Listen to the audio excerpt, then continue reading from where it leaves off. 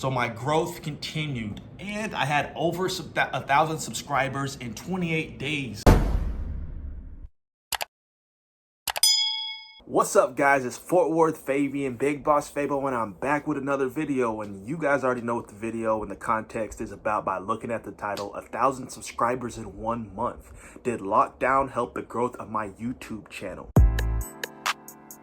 Small YouTubers guide. This is a small YouTubers guide. I'm a small YouTuber. I know there's a lot of small YouTubers out there, and I thought this little informational would be very motivational, informative, and to keep you guys pressing on the run, on the journey, you know, on the grind to get to that point. I know it can be exhilarating, and then it can kind of be tiring, maybe non-motivational at times, whatever terminology you want to use that, you know, is that thing creeping up trying to make you not do what you have set your mind to do, set your goals to do. So with that being said, like, comment, subscribe. Let me know your thoughts in the comment section below after the video is over. Watch the full video.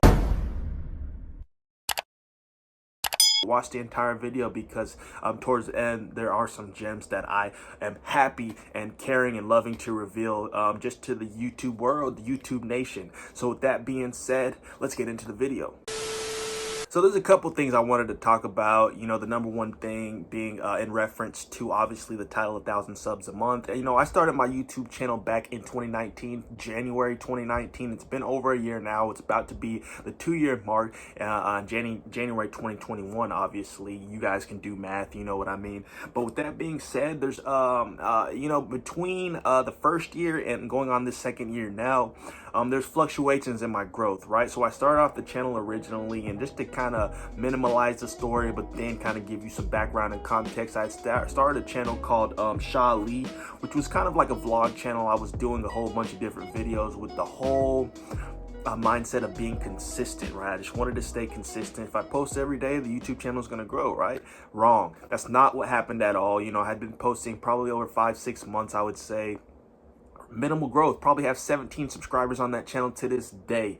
So it didn't happen the way I wanted it to, but there's a lot of varying reasons. I wasn't doing a lot of the keywords, the tags. I wasn't looking into you know, the length of my videos for watch time, etc., etc. And a lot of that lingo and terminology may be some foreign language for you if you're starting off on YouTube and it's brand new. But guess what? Go look up, research, do that. You can if you type into the search bar right now, how to get 1,000 subscribers, there's a lot of other YouTubers who've made videos on that, you know, detailing and breaking down the terminology. But that's not the point of this video here. So I started off with that channel, and it didn't accelerate and grow at the rate I wanted it to. Not to say that I was in total control, but I didn't see the growth there. So I started a second channel specific to reactions, right? Didn't have the niche of the reactions down, but I just wanted to do reactions on this channel specifically. So I started doing that, and I saw rapid growth. So the number one thing I felt like was an immediate change was the fact that I started focusing on something. Even if I didn't even know who my audience was or who I would be focusing on or towards, you know, that was actually developed for me. You know, the growth started happening because the audience was seeing I was doing a certain type of content. I was doing hip-hop reactions to start off with.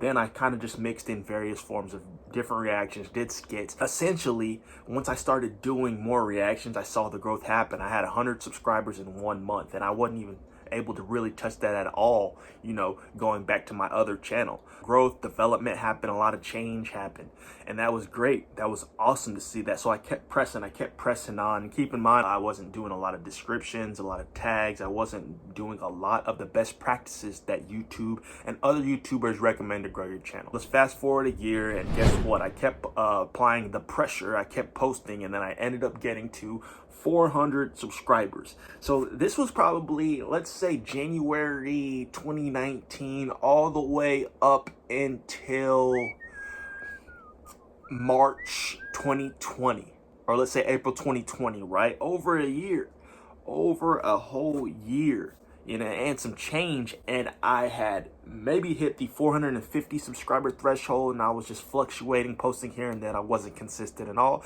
but over that year I had managed to get over 400 subscribers.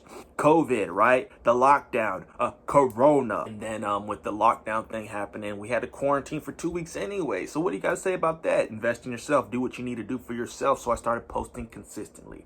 And let me just specify on this, you know, a strategy I used to really focus on was the trending section, and it's no news. A lot of YouTubers will recommend start doing trending topics because you're doing topics of conversation that people are interested in.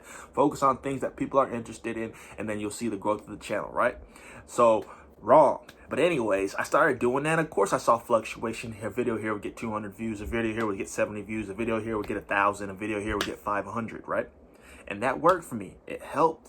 Just with the consistency, it helped, and I was posting all the time. I'm sure I was kind of playing into YouTube's algorithm, but to a minimalistic extent. So after that, boom, we go on. I remember a recollection came up, right? German rap reactions. What is the thing about German rap reactions that attracts so many viewers? The niche, the pocket, the marketplace for that is booming if you really know what you're doing there. You wonder why you see a lot of YouTubers start doing German rap reactions, right? And it's not to play the system. It's not to finesse it, whatever type of word you want to use. It's basically knowing that you're doing content that has a base, subscriber base, view base, whatever it is. You'll see a lot of YouTubers, German rap reaction, American reacts to German rap. Well, guess what? It gets views. I started getting more strategic with my planning. Hey, let's get a lot of views. Hey, let's get a lot of subscribers. Hey, some people don't like that, but guess what? Growth, expansion, A/B testing, development. That's where my mind was at, strategically. Not doing content I like to do because I liked to do it. You know, come on, let's get real. And that's not always gonna work with you. I like doing this, so I'm gonna post it. 0 views. But anyway, started doing German rap reactions. 500 views here, 1,000 views here, 2,000 views here, 700 views here, 7,000 views here. They were hitting. And if I kept doing German rap reactions back in 2019, I'd be at over 1,000 subscribers within a 3 or 4 month period. I would have already passed 1,000 subscriber threshold, probably would have been monetized last year. Didn't do that. I kept doing content and I felt like it was cool to me and how I wanted to brand and structure my channel. And that works for some people, but that does not work for everybody. That wasn't my route. I wasn't going to stall my growth because I wanted to do videos that I liked. This is what I did, right? I went into German rap reactions heavy, posting them 3 to 4 times a week. If not, there's days where I posted 8 videos in a day. Now, the fluctuation or the quantity over quality theory and perspective varies amongst various YouTubers, but I rather do the quantity, especially if I want to see growth accelerate for me. Let's be honest, there's various pockets in YouTube or reaction content that automatically gets views. It's all up to you to find them. If you find them and you're constantly posting on your channel with the content that you know gets views, hey, you might get views. Went from 485 subscribers to about 700. So then I started doing competitor analysis. At that point, I started looking at other YouTubers, and guess what? Seeing what they were doing, seeing how they were doing their reactions. And it worked. It was fire. Because what? If something's working, it's working. It's not broken. And whatever that saying is, why I need to fix something if it's not broke. That's the approach I took to it. Came across rock reactions. I was doing Queen reactions, Pink Floyd reactions, AC/DC reactions, Led Zeppelin reactions. Started going up. And I want to put in this video very clear and very straightforward. You know, I've seen a multitude of YouTubers say this, and I have to say this because if I don't, everybody's going to assume. They're going to assume that I'm doing this to gloat. Why would I gloat? Look at my subscriber count, nearing 2,000 subscribers. So there's no reason for me to gloat or say, hey, look at me, look where I'm at. I have a lot of growing to do, but I'm making this content here, not to brag, but explain my journey and process in hopes of helping the next YouTuber, because there's a lot of YouTubers whose content has helped me in terms of best practices, things that I should know in order to grow, and I've been picking up those little tricks and trades and advancing forward with them. Thank you, kind sir. So what I have figured out is consistency in the same content that people were already engaging and subscribing to. It's not news. People want to see the same stuff, right?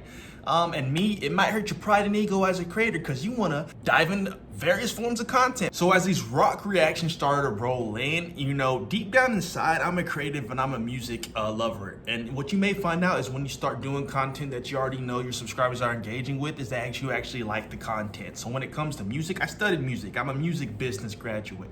So guess what? I liked reacting to music videos. I liked reacting to musical content. So I found deep down inside that I didn't really mind stepping out of the box to do rock reactions, because guess what? I like music in general anyways. Look at my subscriber count now. I'm at 1,700 subscribers, nearing 1,800, about to hit 2K, which I'm very proud about. So my growth continued, and I had over 1,000 subscribers in 28 days.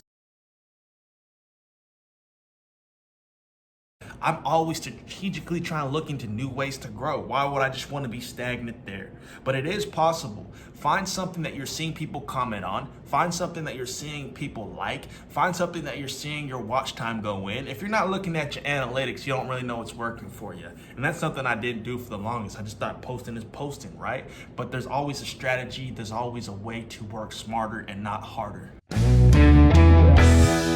So let's talk a little bit about branding and thumbnails, right? You hear every creator say, hey, you need to have a cool thumbnail. Your thumbnail needs to look like this. It needs to draw attention. I've seen people with over 1 million subscribers who have no thumbnail, no creative thumbnail. They just upload the video as is and boom. But guess what? It actually works. It actually works, because I've specifically seen certain thumbnails that I've used work better for me than others. It's facts. It's fact. Titles. Intriguing thumbnails, questions. Ask questions in your title. Is such and such gonna happen? Is this the next big reveal? Is this the only way to do this? People are gonna be engaged, I'm telling you from the jump, because you're already involving them. And as soon as I post a question in my title, go to the comments and there's people answering that question. It increases engagement. So when it comes to thumbnails and branding, branding's a big thing and it coincides with thumbnails. But use thumbnails in order to make it more intriguing, but brand your thumbnails. You'll see YouTubers who use a certain type of font, a certain type of layout, a certain type of imagery to brand their thumbnails, because their followers and fan base start understanding and realizing that is how a thumbnail from this creator looks. And that is the video that I want to click on, because it's this creator. It's presented in a certain way that it's going to make people want to actually click on your video. And that's something that you really need to hone down and work on. You don't need to get all these fancy applications. Of course, TubeBuddy, of course, vidIQ have, certain levels of packaging in order to reveal certain aspects of thumbnail creation. But I use the simplest. I use TubeBuddy, but go look at my thumbnails and let me know if they're garbage or if they're decent. And all I'm looking for is presentable. When you look into these things, they'll help you a lot. And that's the thing about 2020, research. It takes time to research, but it takes time to be great. With that being said, I want to take some time to talk about TubeBuddy, vidIQ. There's multiple YouTube accessibility applications. I'm not even sure on how to even title them, but they're actually programs that help you understand the metrics in YouTube.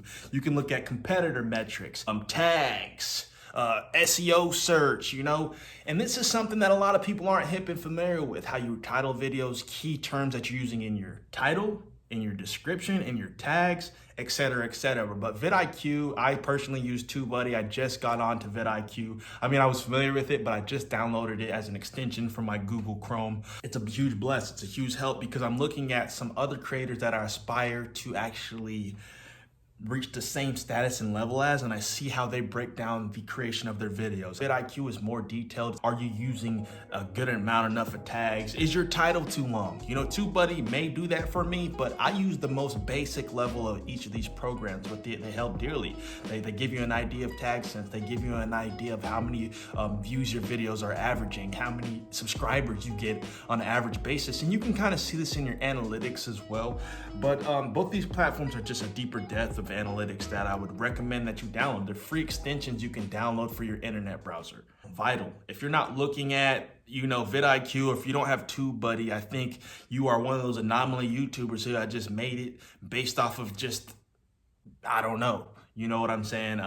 It's helped me greatly, especially with the tags. That's definitely the one thing that I could say. And it shows you your milestones. Like, it keeps up with milestones, and keeping up with those milestones, or what TubeBuddy sees as milestones, already generates certain metrics that I know that this program sees as, helping my platform. It's always a milestone that I can reach, and it's like in competition with myself. So I definitely recommend downloading TubeBuddy, or vidIQ. Thank you for watching the video. Hopefully I provided some very helpful tips and suggestions for you guys and you small YouTubers who are trying to grow.